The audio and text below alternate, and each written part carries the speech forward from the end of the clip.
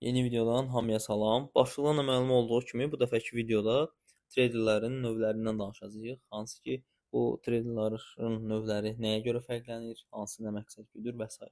Keçək videoya. Skalperlər. Skalperlər əməliyyatda ən qısa qalan treyderlərdir. Hansı ki, tez-tez əməliyyat açıb tez-tez qazanc götürürlər.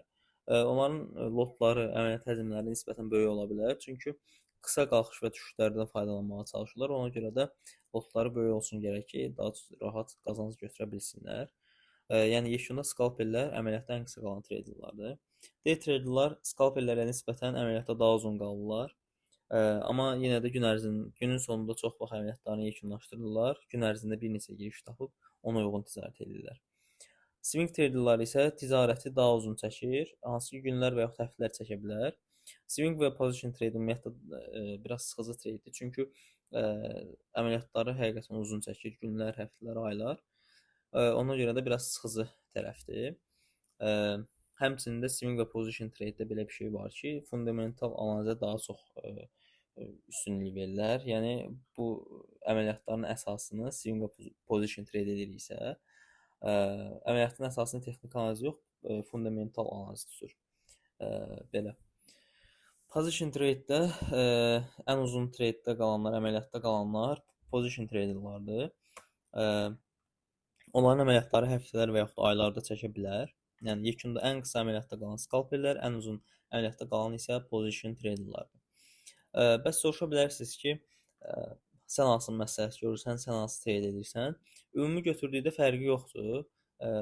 Analiz bacarığın yüksəkdirsə, risk idarəsini bilirsənsə, psixologiyan yerindədirsə, istənilən növ trade eləyə bilərsən. Belə. Amma ki, sırf məni soruşursunuzsa, mən scalp və yaxud day trading edirəm. Daha çünki həyəcanlıdır, həm də ki, bizim strategiyamıza uyğun olaraq day trading və scalp trading daha yaxşıdır. Biraz da bəlkə strategiyanı bəlkə biraz swing trade eləmək olar, amma çox yoxlamamışıq. Daha çox scalp və day trading edirik.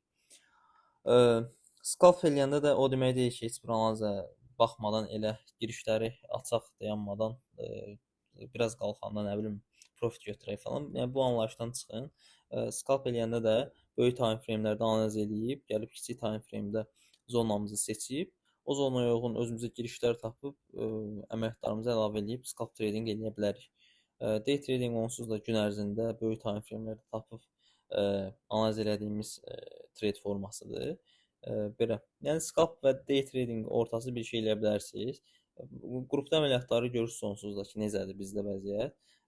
Belə deyim, əməliyyata giririk, bizi müəyyən qədər profitə keçirəndə, scalplıq dərəcədə profitə keçirəndə əməliyyatlarımızdan qazanc götürürük.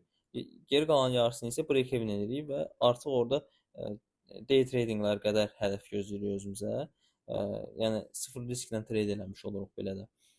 Yəni yekunda həm scalp tradingdən yararlanıb əməliyyatlarımızın yarısından profit götürürük, həm də əməliyyatlarımızı break-even edib sıfır risklə nə edirik? Day traderlar kimi böyük hədəflər güdürük. Yəni day trading səviyyəsində. İkisindən də yararlanmış oluruq belə. Bu videoluk bu qədər. Başqa danışacaq məncə heç nə qalmadı. Nəsə sualınız olsa da yorumlarda və yaxud Telegramdan bizə yazıb verə bilərsiniz. İnşallah növbəti videoda görüşərik. Sağ olun.